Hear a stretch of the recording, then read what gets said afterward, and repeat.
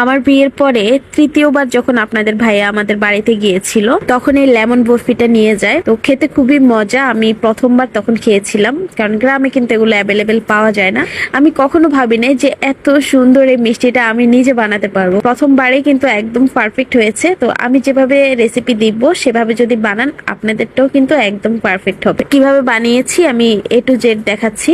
এখানে আমি 1 কাপ ময়দা নিয়েছি। ময়দাটাকে হালকা করে একটু ভেজে নেব, বেশি ভাজতে হবে না, জাস্ট একটু গরম করে নেব। গরম করে আমি এটাকে এক সাইডে রেখে দিয়েছি। আর এদিকে হচ্ছে আমি যেই কাপে হচ্ছে ময়দা দিয়েছি সেই কাপেরই 1 কাপ চিনি আর হাফ কাপ পানি নিয়েছি। তো এখানে কাপ বা বাটি আপনারা যেটাই নেন না কেন সবকিছু কিন্তু একই মেজারমেন্টে থাকবে। আপনি যদি 1 বাটি ময়দা নেন 1 বাটি আপনাকে চিনি দিতে হবে, 1 বাটি গুঁড়া দুধ দিতে হবে, ঠিক আছে? তো আমি এখানে মেপে নিয়েছিলাম 1 কাপ।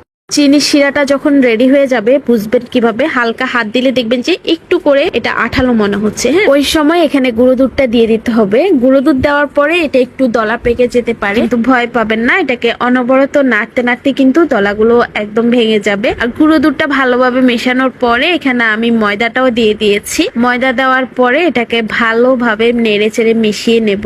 আর এর মধ্যে হচ্ছে আমি এখন 2 টেবিল চামচ ঘি দিয়েছি। এখানে কিন্তু কোনোভাবে তেল দেওয়া যাবে না, আপনি ঘি দিতে পারেন অথবা ডালডা দিতে পারেন। তো আমি ঘি দিয়েছি কারণ ঘিয়ের ঘ্রাণ আমার কাছে অনেক বেশি ভালো লাগে। এরপরে সবকিছু মিশিয়ে আমি এটাকে অনবরত নাড়তে থাকবো। আর চুলার জালটা কিন্তু একদম লো থাকতে হবে, না হলে পুড়ে যাবে। কিছুক্ষণ নাড়াচাড়া করলে দেখবেন যে ফ্যানের গা থেকে এটা ছুটে আসছে, তখনই বুঝবেন যে একদম খামিরটা রেডি। এবার আমি এটাকে ঢেলে 4টা বাটিতে আলাদা করে নিয়েছি, কারণ এখানে আমি এখন সৌন্দর্যের জন্য কালার মেশাবো। এখানে আমি 3টা কালার দিয়েছি, অরেঞ্জ, রেড আর হচ্ছে গ্রিন। আর এটা কিন্তু গরম গরমে আপনার যা করার করতে হবে, ঠান্ডা হয়ে গেলে কিন্তু শক্ত হয়ে যাবে। এবার এই ছোট ছোট ডো গুলোকে আমি লম্বা করে রোলের মতো করে দিচ্ছি।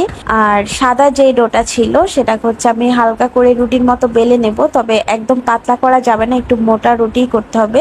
এরপরটা হচ্ছে আপনাকে দেখে নিতে হবে আমি কিভাবে করছি, বলে ওভাবে বুঝাইতে পারবো না। প্রথমে আমি লাল কালারটা দিয়েছি, তারপরে একটা ভাঁজ দিয়ে আবার দিলাম সবুজ কালার, তারপরে আবার দিলাম কমলা কালারটা। পরে আমি সবুজ কালারের আরেকটা রুটি বানিয়েছি, সেটার মধ্যে সবগুলোকে একসাথে দিয়ে ভাঁজ করে নিয়েছি। এভাবে রোলটা কমপ্লিট করে আমি এটাকে ফ্রিজের মধ্যে রেখে দিয়েছি প্রায় 2 ঘন্টার মতো। 2 ঘন্টা পরে কিন্তু এটা একদম সেট হয়ে গিয়েছে। আর এখন কেটে নেওয়ার পরে দেখেন এটা কত কত বেশি সুন্দর লাগছে, তাই না?